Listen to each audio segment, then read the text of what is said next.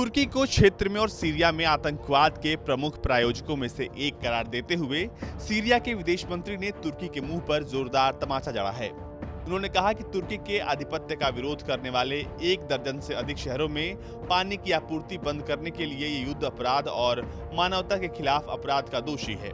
संयुक्त राष्ट्र महासभा के 75वें सत्र में आयोजित एक उच्च स्तरीय बैठक में सीरिया के विदेश मंत्री वालिद अल मुआलेम ने रिकॉर्डेड संदेश में कहा कि पानी की आपूर्ति बंद करने से नागरिकों के जीवन पर खतरा पैदा हो गया है, खासतौर पर कोरोना वायरस संक्रमण के वक्त में।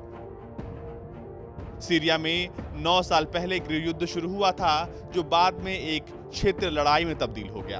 अब उत्तरी सीरिया के एक क्षेत्र पर तुर्की का नियंत्रण है और वो सीरिया के राष्ट्रपति बशर असद, सीरियाई कुर्द लड़ाकों और इस्लामिक स्टेट चरमपंथी समूह के खिलाफ विपक्षी लड़ाकों का समर्थन करता है। सीरिया के मंत्री ने कहा कि तुर्की का वर्तमान शासन अंतर्राष्ट्रीय कानून के तहत दुष्ट और गैर कानूनी है।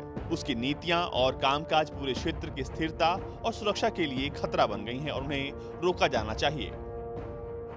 सीरिया के विदेश मंत्री का यह बयान तुर्की के खिलाफ हो रहे लामबंदी की ओर इशारा कर रहा है, क्योंकि चीन के बाद तुर्की का रवैया दिन पर दिन खराब होता जा रहा है। तुर्की के पाले हुए आतंकियों ने सीरिया के कई शहरों में पानी की आपूर्ति को बाधित कर दिया। पानी की सप्लाई रुकने से लोगों के जीवन पर खतरा पैदा हो गया। बता दें कि सीरियाई राष्ट्रपति बशर अल असद को सत्ता से हटाने के लिए अमेरिका ने 9 साल पहले विरोधी सुन्नी विद्रोहियों को बढ़ावा दिया था। इसके बाद रूस अपने मित्र सीरिया के साथ खुलकर सामने आ गया।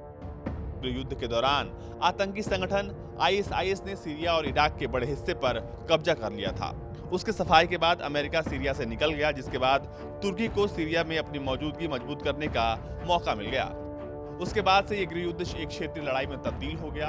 अब उत्तरी सीरिया के एक क्षेत्र पर तुर्की का पूरी तरह से नियंत्रण है। बता दें कि तुर्की के राष्ट्रपति एर्दोगन पाकिस्तान के बाद दुनिया में कश्मीरी अलगाववाद के सबसे बड़े हितैषी बने हुए हैं और वो अलग अलग मंचों पर भारत के खिलाफ जहर उगलने से बाज नहीं आ रहे हैं।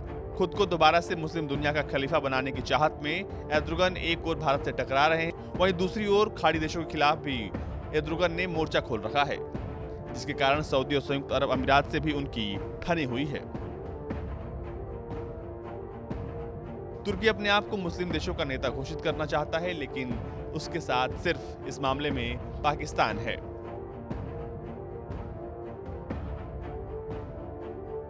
ब्यूरो रिपोर्ट, भारत तक।